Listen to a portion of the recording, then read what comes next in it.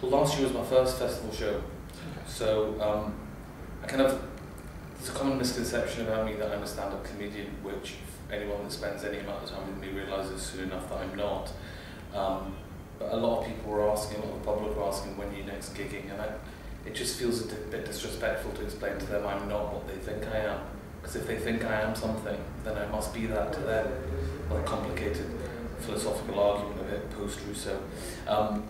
So I thought, well, maybe I should do a show. There seems to be enough desire for it. But I didn't feel confident enough to do a stand-up show because I've got lots of friends who are brilliant stand-ups, like Dara O'Brien, Russell Kane, Ricky Gervais. There's no end to the list of brilliant stand-ups. And I would go and pay to see them rather than see me. So I thought, add a bit of difference and do the cooking because people seem to recognise me as someone that cooks. So that was sort of the genesis of it.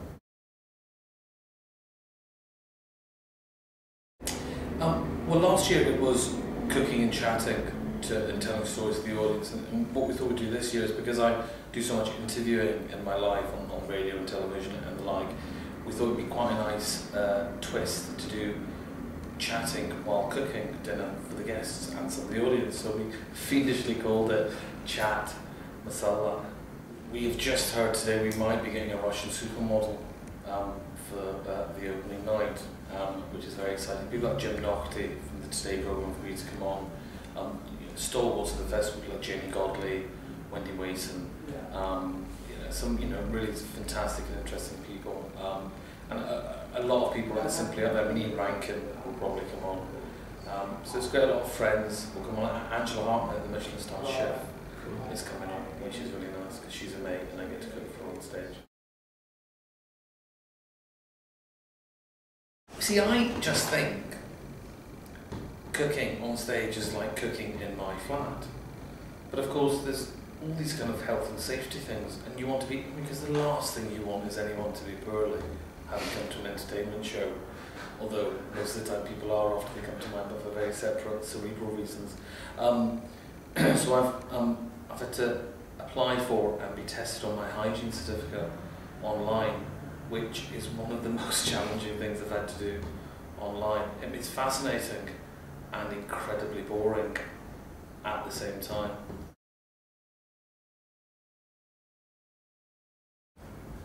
To be honest with you, when I agreed to do the show, I thought I'd be playing to one of the 50 or 75 seaters and struggling to sell that, if I'm to be honest.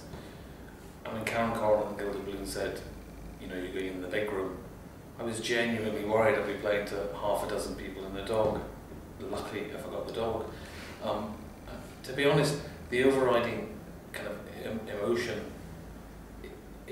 it's incredibly humbling. It's humbling that people come to see. It's not what I'm recognised for doing, although I really love doing it.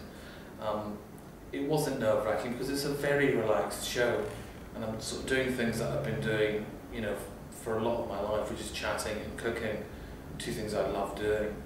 And it's a very inclusive show. A lot of comedy these days, and I don't mean to denigrate it at all, but it can be quite brutal.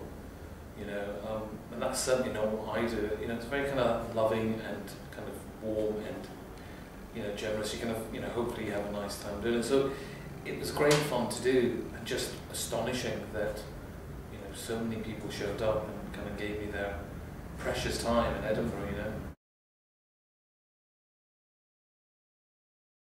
Well, I do love watching my friends perform.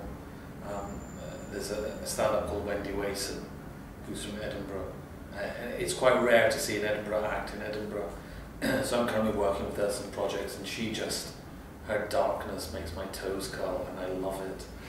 Jamie Godley is always a home banker, another kind of Glaswegian comic. But also people like Russell Kane, never disappoints. Sadie Hassler, his missus, she's doing her first one-person show.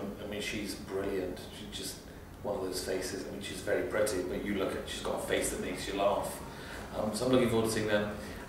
The thing about the festival is, it's always the things you don't expect you're going to see that you enjoy, in a sense, the surprises. Patrick Monaghan, I like a lot. And there's just some brilliant stand-ups. And like I say, it's that thing you see at 11 o'clock in the morning in a venue that fills 12 people. that would kind of really both ruin your day and I'm always kind of loath to give advice because I think the industry's changing so rapidly that I think advice is outmoded as technology sometimes. But I think the single thing is to do what you believe in and be honest about what you do. If I look at all the people I really admire in this business, they've stuck at it, and played to rooms with half a dozen people, and eventually that truth comes through. And also I think audiences know when you're being honest and when you're not. But mostly to enjoy it, and this is a choice we make in some ways, but also it's an affliction. We can't escape it. We sort of have to do it. So you might as well just enjoy the ride,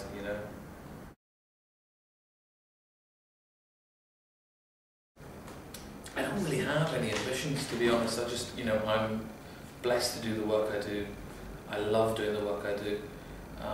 I tend to think in this business, which promises a great deal and tends not to deliver all it promises, it's better not to have ambitions and simply enjoy what you do.